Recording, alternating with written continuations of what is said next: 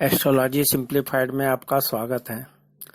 आज हम चर्चा कर रहे हैं शेयर मार्केट के बारे में।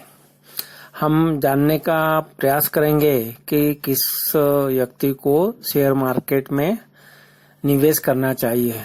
तो इसकी जानकारी के लिए हमें अपनी कुंडली में क्या देखना चाहिए जिससे कि हम शेयर मार्केट में निवेश कर सकें।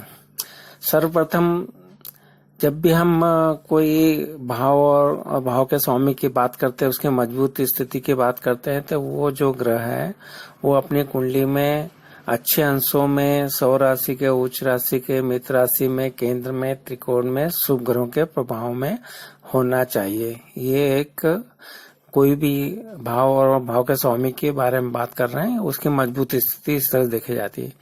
जब भी हम शेयर मार्केट की बात करेंगे तो इसमें हमें पंचम भाव को देखा जाता है और पंचम भाव का स्वामी और कारक बृहस्पति की मजबूत स्थिति को देखना चाहिए। अब जब हम ये मजबूत है तो अब हमें क्या देखना है कि पहले तो लग्नेश यानी लग्न का स्वामी मजबूत होना चाहिए, मतलब हमारा व्यक्तित्व तो मजबूत होना चाहिए। तो इसकी हमेशा ही हम बात करते हैं कि लग्न और लग्न के स्वामी की स्थिति अच्छी होना चाहिए, तो आपका व्यक्तित्व निखरेगा और आप इसमें निवेश करने के लिए, अगर उस निवेश करना चाहते हैं तो आपका जो थर्ड भाव है वो आपका पराक्रम है और उसका कारक मंगल है। इनकी स्थिति अच्छी है तो आप में एक इच्छा होगा, एक पराक्रम और मंगल बताएगा कि आपको इसमें जाने के आप रिस्क ले सकेंगे। फिर आपका जो चंद्रमा है वो मन का कारक है, तो चंद्रमा का बलवान होना भी बहुत महत्वपूर्ण योगदान करता है कि आपका जो मानसिक मन है वो आपका बलवान होना चाहिए। इसके बाद में हम जो बात करेंगे भाव में, आप देखेंगे कि आपका संचित जो धन होता है, धन भाव जो होता है, दूसरा भाव उसका स्वामी, उसकी अच्छी स्थिति यह दर्शाता है कि आप निवेश कर सकेंगे। तो धन भाव द्वितीय भाव के स्वामी और द्वितीय भाव की अच्छी स्थिति होना चाहिए और कारक जो हमें बृहस्पति है वो भी मजबूत होना चाहिए। उसके बाद में जब आपका लाभ भाव को हम देखेंगे कि कोई भी हम क्षेत्र लेते हैं, मान लो आप शेयर मार्केट का, तो हमको लाभ का, तो लाभ भाव का 11वां भाव को देखते हैं। तो 11 भाव मजबूत स्थिति में होना चाहिए, उसका स्वामी की स्थिति अच्छी होना चाहिए और कारक बृहस्पति की स्थिति अच्छा होना चाहिए, तो जब भी हमको लाभ प्राप्त होगा। इसके पश्चात हमें देखना है कि साथ साथ में जो ग्रहों की बात करेंगे तो इसमें बुध ग्रह जो है उसकी स्थिति अच्छी होना चाहिए, क्योंकि बुध ग्रह जो है वो आपका इसका हम बोल सकते हैं कि बुध और राहु ग्रह ये दोनों कारक हैं इस शेयर मार्केट के, तो इसलिए बुध ग्रह की मजबूत स्थिति होना चाहिए, राहु की भी शुभ स्थिति होना चाहिए। और गुरु के बारे में तो हमने बात की कि वो कारक है पंचम भाव का, दूसरे भाव का 11 भाव के, उसकी मजबूत स्थिति के लिए हमने बात की है। तो ये स्थितियां देख लीजिए। इसके पश्चात आपको जो देखना है अपनी कुंडली में, यह देखना है कि भाग्य भी साथ देना चाहिए आपका, तो इसलिए हम नवम भाव स्वामी की स्थिति को भी देखना चाहिए कि भाग्य का सपोर्ट मिलेगा, अच्छा है। तो ये जब भी हम शेयर मार्केट में जाएंगे तो ये जो परिस्थितियां बताई है उसको पहले देखिए और उसके बाद में जब भी आप निवेश करते हो उस टाइम पे अच्छा चौगड़िया होना चाहिए और वहाँ पे अच्छा हो रहा होना चाहिए, तो उसमें ही उस समय पे आपको निवेश करना चाहिए।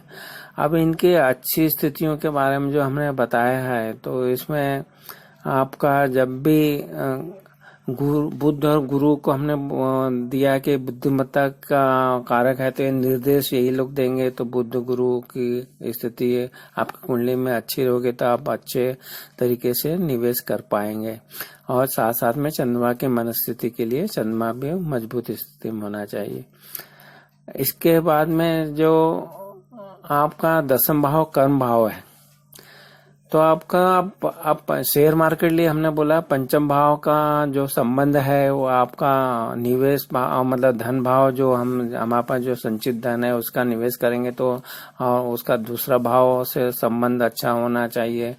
पंचम भाव का दूसरे भाव से संबंध अच्छा होना का अर्थ हुआ कि पंचम भाव का स्वामी अगर आपका दूसरे भाव में आ जाता है या राशि परिवर्तन करता है एक दूसरे से तो ये अच्छी स्थिति है। ऐसे ही पंचम भाव का जब स्वामी लाभ भाव में चला जाता है 11 भाव में या वो पंचम भाव और 11 भाव के स्वामी में राशि परिवर्तन होता है ये भी एक अच्छी स्थिति है। फिर पंचम भाव के स्वामी का संबंध दसम भाव से बने क्योंकि कर्म भाव है तो पंचम भाव और दसम भाव में भी राशि परिवर्तन होता है तो ये भी एक अच्छी बात है। और इसी तरह से पंचम भाव का नवम भाव जो भाग्य है उससे संबंध अगर बनता है तो वो भी एक अच्छी स्थिति का बताती है। तो इसलिए पंचम भाव का स्वामी का जो संबंध दूसरे भाव 11वें भाव दसम भाव नवम भाव से जब होता है तो ये स्थितियां दर्शाती है कि आपको शेयर मार्केट से अच्छा लाभ होने के संकेत देते हैं। जब भी इस तरह के लिए जब पंचमे पे अगर पंचम भाव का स्वामी अगर शुभ होके वो नवम भाव में चला जाए एकादश भाव में चला जाए द्वितीय भाव में हमने जैसे बताया ऐसा चला जाता है और शुभ प्रभाव रहता है तो उस समय आपको जब भी इन जो भाव बताए उनके स्वामियों की दशा अंतर्दशा चल रही हो तो हमें जरूर उसका फायदा प्राप्त होगा।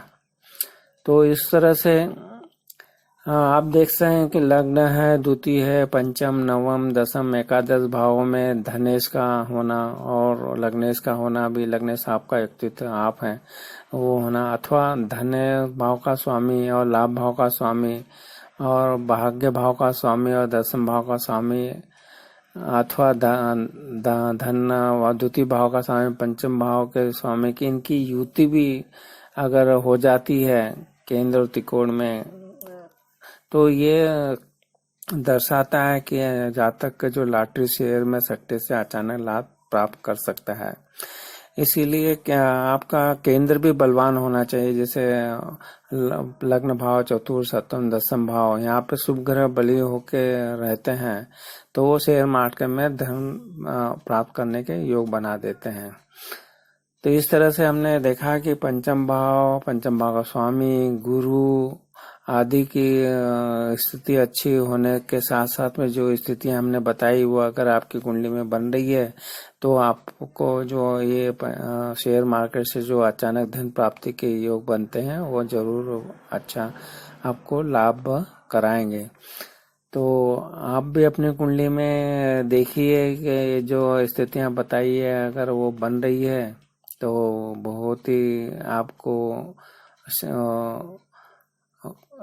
इसका फायदा जरूर प्राप्त होगा। तो ये सरल सा एक तरीका हमने बताया जो आप अपने कुंडलियों में देख सकते हैं। इसको हम फिर से सॉर्ट आउट कर लेते हैं और बताने की कोशिश करते हैं कि हमने क्या बात की। लग्न लग्नेश और लग्न कारक की बात की हमने धन भाव धन्य भाव के स्वामी तथा धन के कारक बृहस्पति की बात करी। पंचम भाव के स्वामी और उसका कारक गुरु की बात की। भाग्य